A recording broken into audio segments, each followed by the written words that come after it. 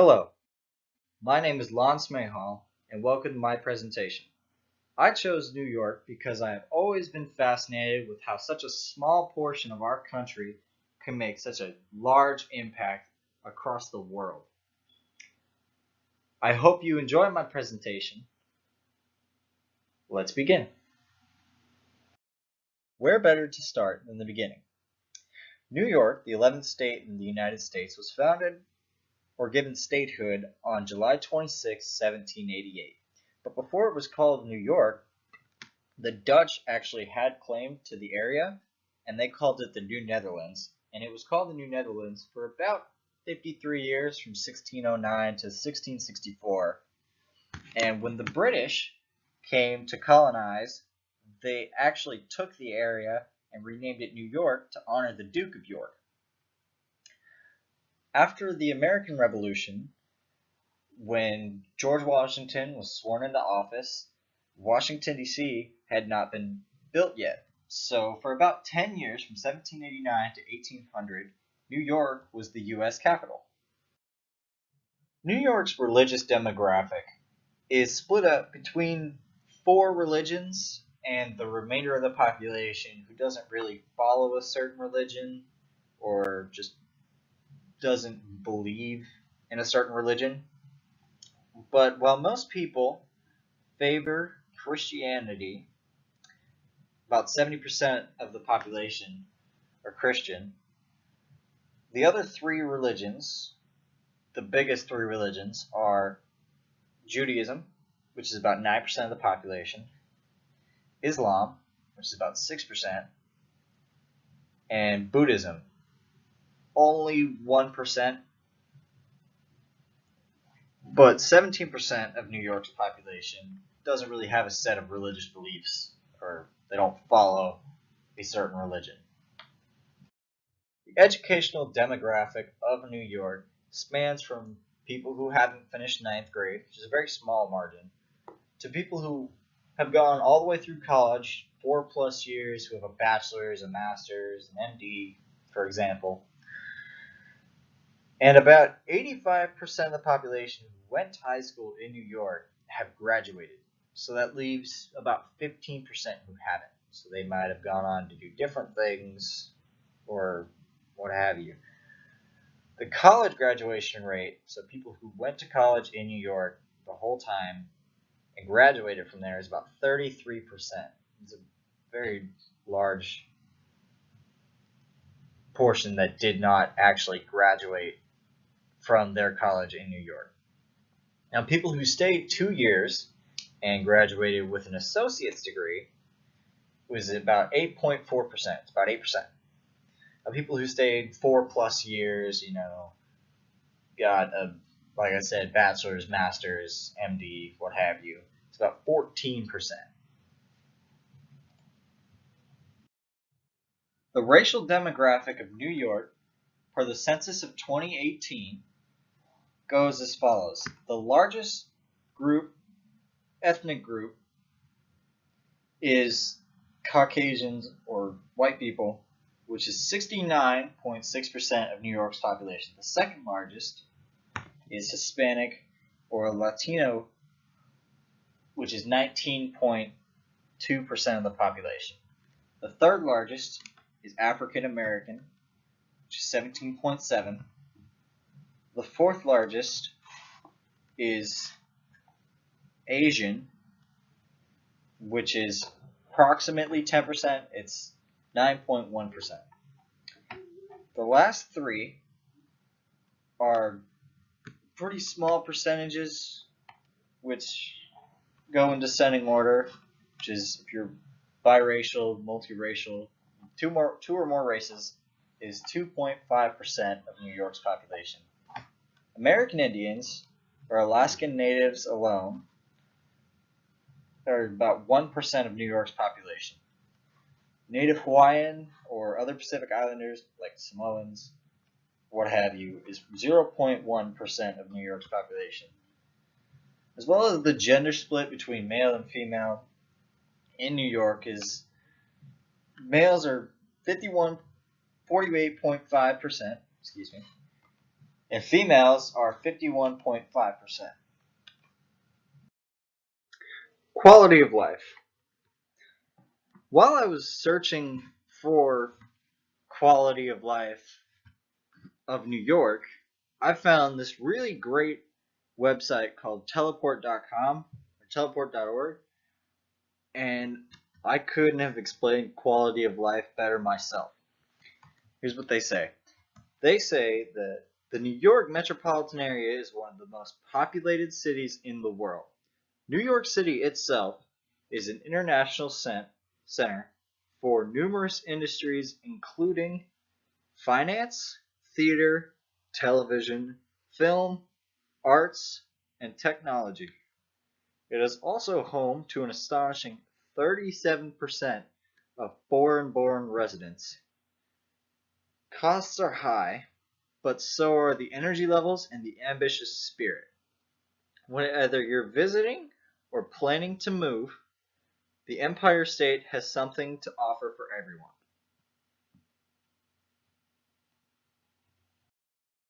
On the subject of politics, New York is generally a Democratic or blue state.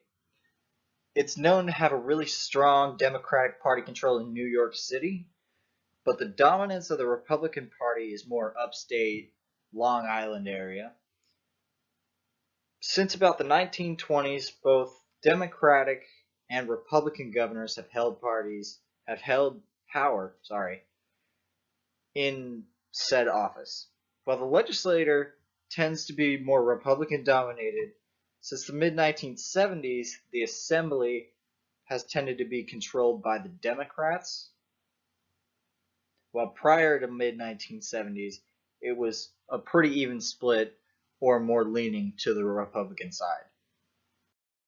New York is the third largest economy in the United States, trailing just behind Texas and California. California being the largest, Texas being the second largest. The reason it's so big is because of some of its largest industries include financial services, which is the New York stock market, the New York Stock Exchange,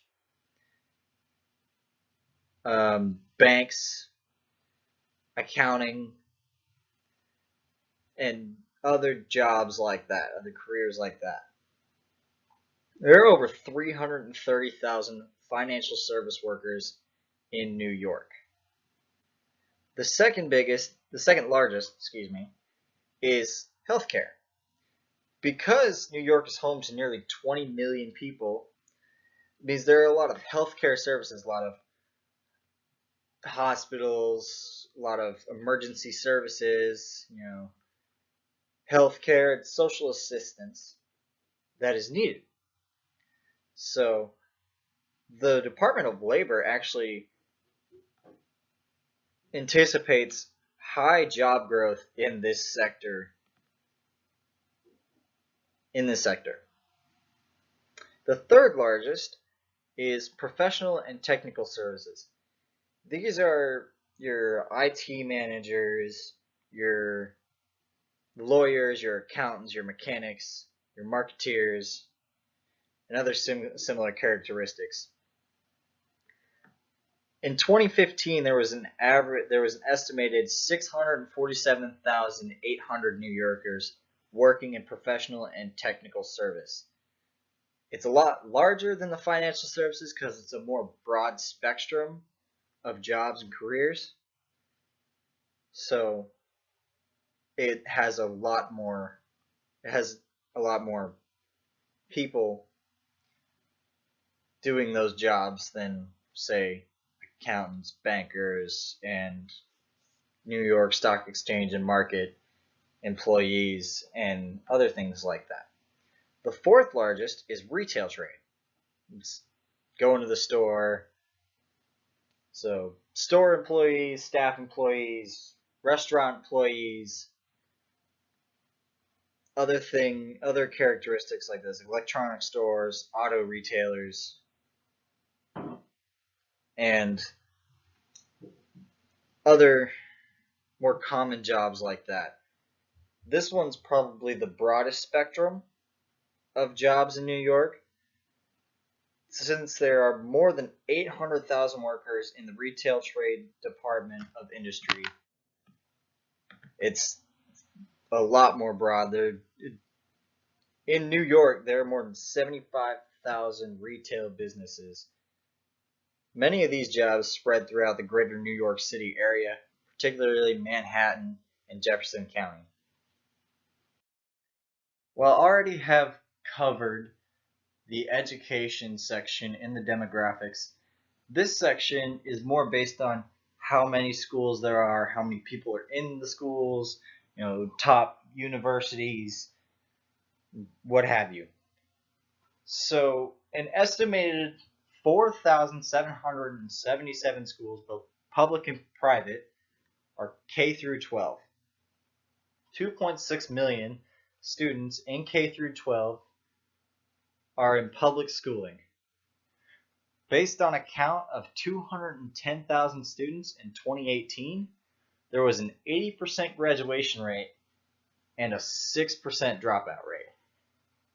Moving on to higher education, the top 5 universities in the state go in descending order of Columbia University, which is in New York City, New York, Cornell University, which is in Ithaca, New York, New York University, or NYU, which is also in New York City, New York, University of Rochester, which is in Rochester, New York, and Rensselaer Polytechnic Institute, or RPI, which is in Troy, New York. Health and welfare. New York is home to some of the best hospitals and medical schools in the country, especially in and around the New York City area and some of the more densely populated areas of New York. Some of these include Mount Sinai Beth Israel, which is a teaching hospital that was founded in 1889 in Manhattan's Lower East Side. Second is Memorial Sloan Kettering, which is a cancer center founded in 1884 in Manhattan's Upper East Side. Last but not least is the State University of New York, an upstate medical university in Syracuse, which was founded in 1883. But when it was founded, it wasn't actually called the State University of New York. It was called the Medical University of Geneva. New York is a big place, although some of the more densely populated areas, such as New York City, upstate New York, the capital, may be led to having more crime because there are more people. The chance to become a victim of a violent crime in New York, such as armed robbery, aggravated assault, rape, or murder, is about 1 in 210. This also equates to 5 in 1,000, or about 0.5%. Finally, I would like to thank you for your time.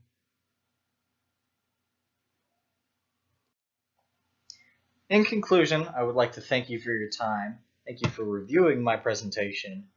And I hope I did this great, amazing, impactful city some justice in my presentation.